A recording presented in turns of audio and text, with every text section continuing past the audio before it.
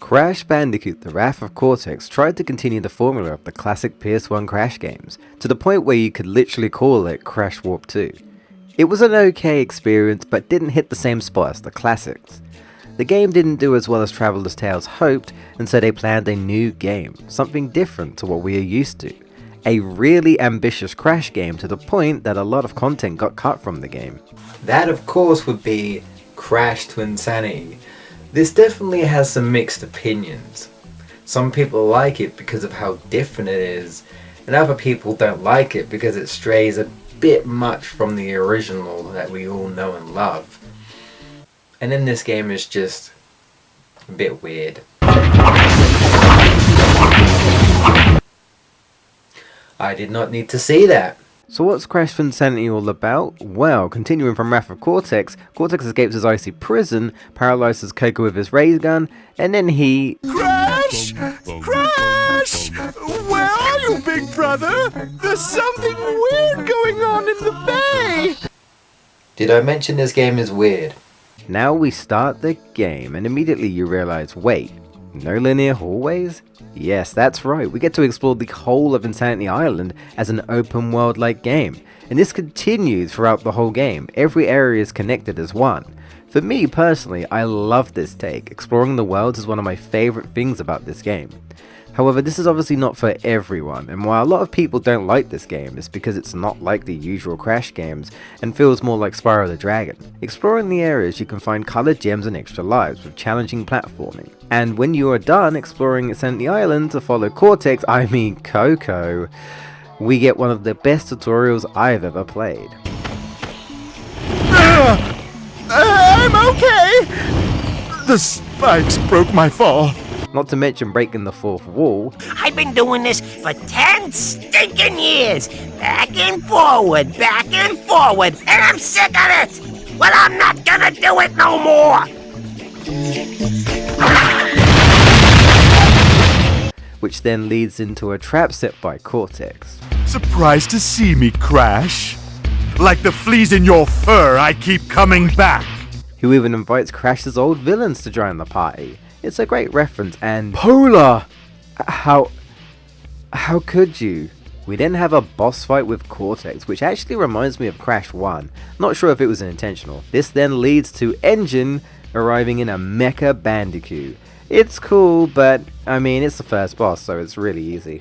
Cortex crashes into Crash and in a fit of rage, tackles Crash as they roll down a mineshaft. This is where you have to guide Cortex and Crash while avoiding nitros and TNTs.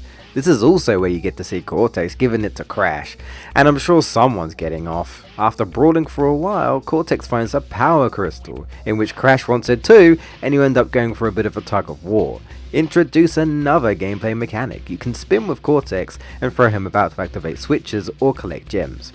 I like this idea, but when you are attached, you can't do much. You can't jump very high unless you get rid of Cortex. This game does throw its fair share of gameplay mechanics at you, and before you can get used to one, they throw you into another. After finally making it outside, we get introduced to the actual villain of the game, the Evil Twins, a couple of evil birds. I mean, okay, sure, I guess. They have beef with Cortex and plan to destroy Insanity Island. Cortex isn't worried though, so they pull Cortex's brain out of him, and then he runs away. Don't worry, he's fine though. Ah! Wait, never mind. Man, Cortex doesn't have it easy in this game.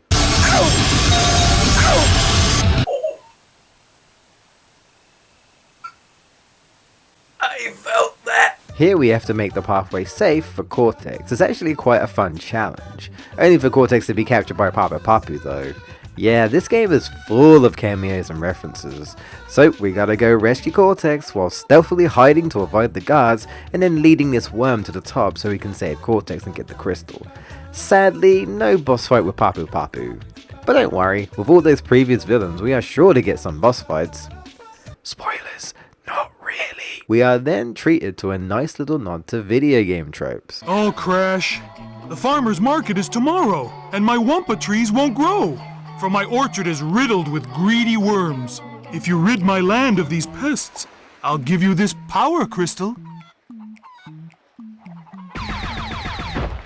I'm an evil scientist. What do you expect?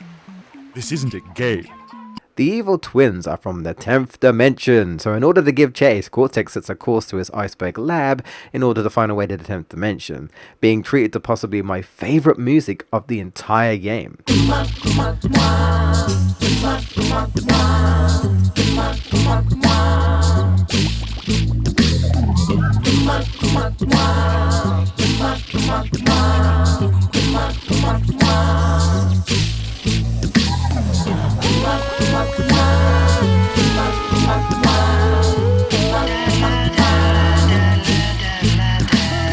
By the way, this game was done by the a cappella group Spiral Mouth. Yup, the entire soundtrack is done by people's mouths alone. It's actually incredible what can be done with your mouth and some creative editing, and honestly, Twinsanity's OST is fantastic. And now we get to explore outside the lab, and it's our new hub world.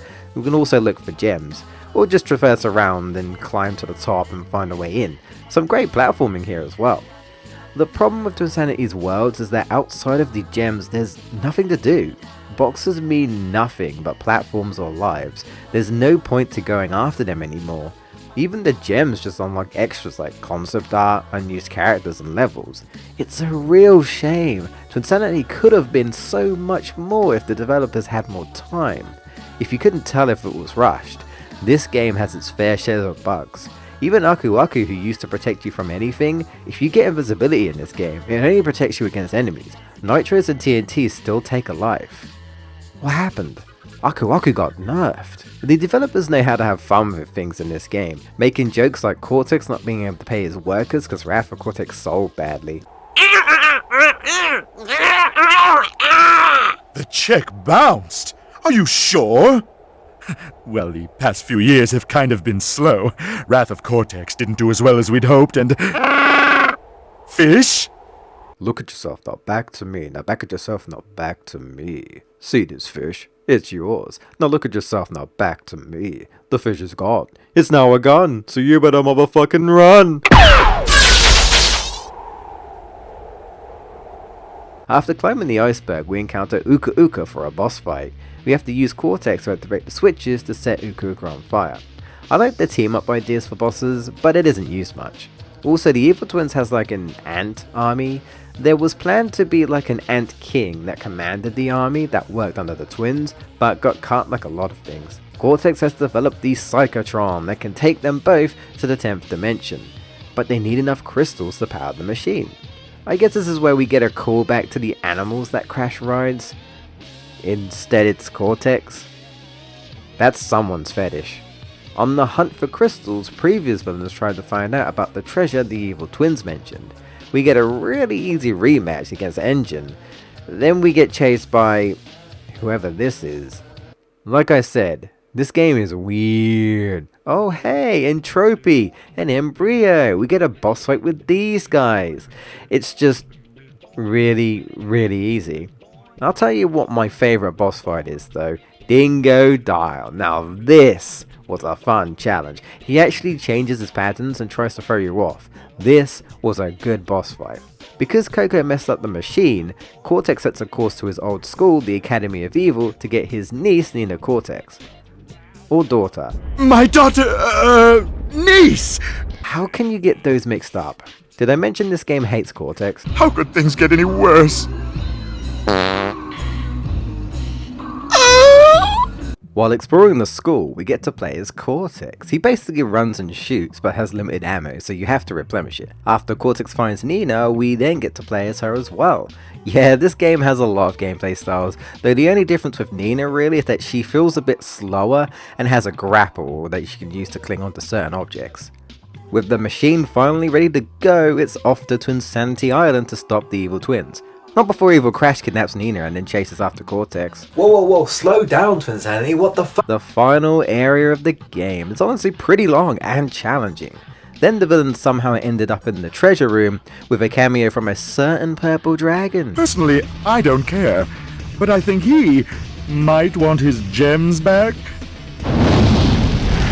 We then find the Evil Twins, and it turns out they were Cortex's pets when he was a child and sent them to the 10th dimension all those years ago, and so they want revenge. Time to play as all three characters. Well, sort of. We get a very finicky segment with Nina. Cortex then has to slowly take down the guns, and then Crash just out of nowhere gets into Mega Bandicoot for a rather anticlimactic boss fight, but a rather dark ending.